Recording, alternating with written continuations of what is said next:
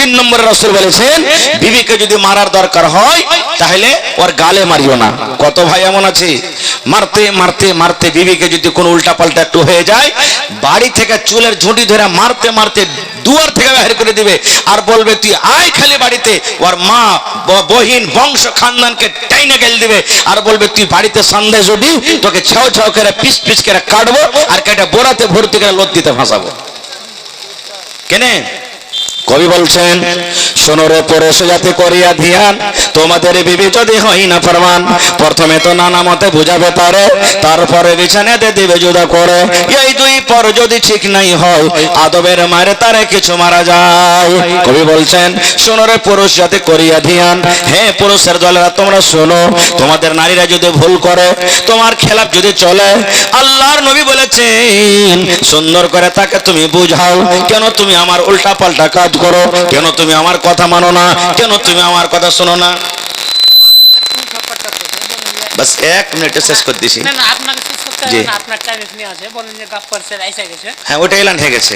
হ্যাঁ তো আল্লাহ রাসূল সাল্লাল্লাহু আলাইহি ওয়াসাল্লাম বলেছেন হে পুরুষেরা তোমরা শোনো যখন তোমার বিবি রাতের বেলাতে বিছানা আসবে সুন্দর করে তাকে তুমি ভালো করে বুঝাও আমি তোমার স্বামী তুমি হলে আমার বিবি, আমার কথা কেন মানো না, বাড়ির লোক কি বলবে, গ্রামের লোক কি বলবে, এরে দেখ দেখ তোর স্ত্রী তোর কথা মানে না।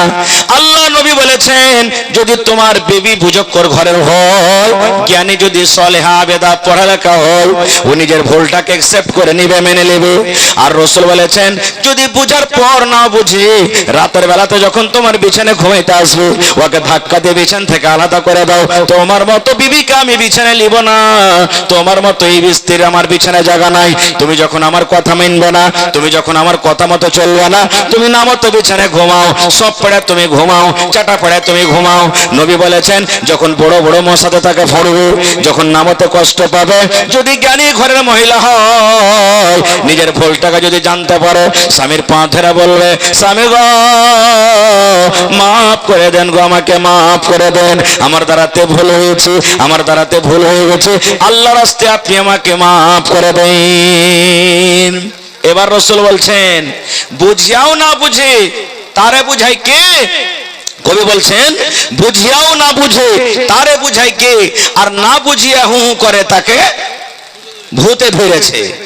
এরকম কত মা খালা আছে যতই বুঝাইবেন ও বুঝবে না ওকে ভূতি ধরেছে, তখন আদবের মায়ের মারতে হবে তাকে। এমন মায়ের মারবেন না যে দাগ দাগ হয়ে যায়, এমন মায়ের মারবেন না ফেটে ফুটে যাই, এমন মায়ের মারবেন না যে আপনি চেহারাতে মারলেন 1 ঘন্টা পর রাগমাটি হলো আপনি কষ্ট পাবেন, এই জন্য চেহারাতে মারতে হবে না গো।